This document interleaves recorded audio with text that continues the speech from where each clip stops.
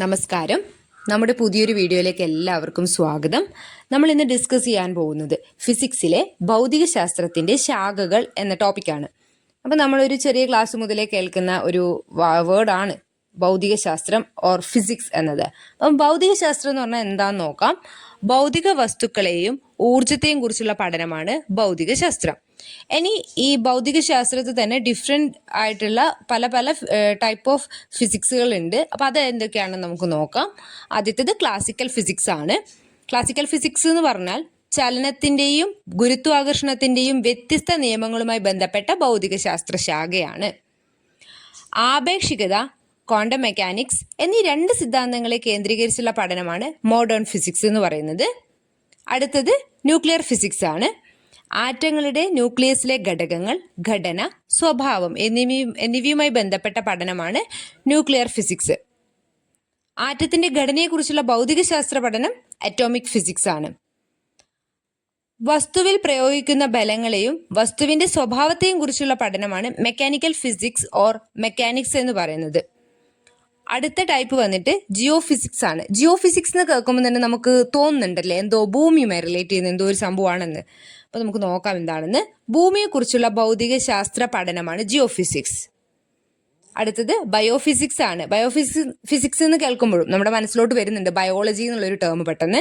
അപ്പോൾ ഭൗതിക ശാസ്ത്ര നിയമങ്ങളെ ജൈവ പ്രതിഭാസങ്ങളിലേക്ക് പ്രയോഗിക്കുന്ന ശാസ്ത്രമാണ് ബയോഫിസിക്സ് എന്ന് പറയുന്നത്. അടുത്തത് ആസ്ട്രോഫിസിക്സ്.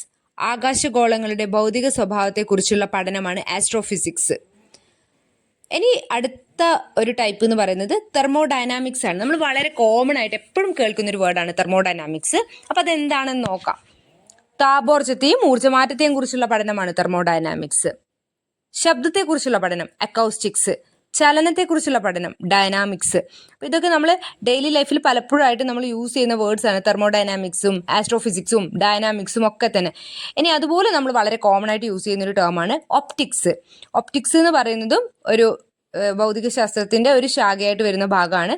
അപ്പോൾ ഒപ്റ്റിക്സ് എന്താണെന്ന് നമുക്ക് നോക്കാം. പ്രകാശത്തിന്റെ സ്വഭാവ സവിശേഷതകളെ കുറിച്ചുള്ള പഠനമാണ് ഒപ്റ്റിക്സ് എന്ന് പറയുന്നത്. ഇനി ലാസ്റ്റ് വൺ ഇലക്ട്രോണിക്സ്. ഇലക്ട്രോണുകളുടെ സ്വഭാവത്തെയും അവയെ നിയന്ത്രിച്ച് ഉപയോഗപ്രദമാക്കുന്നതിനെയും കുറിച്ചുള്ള പഠനമാണ് ഇലക്ട്രോണിക്സ് എന്ന് പറയുന്നത്.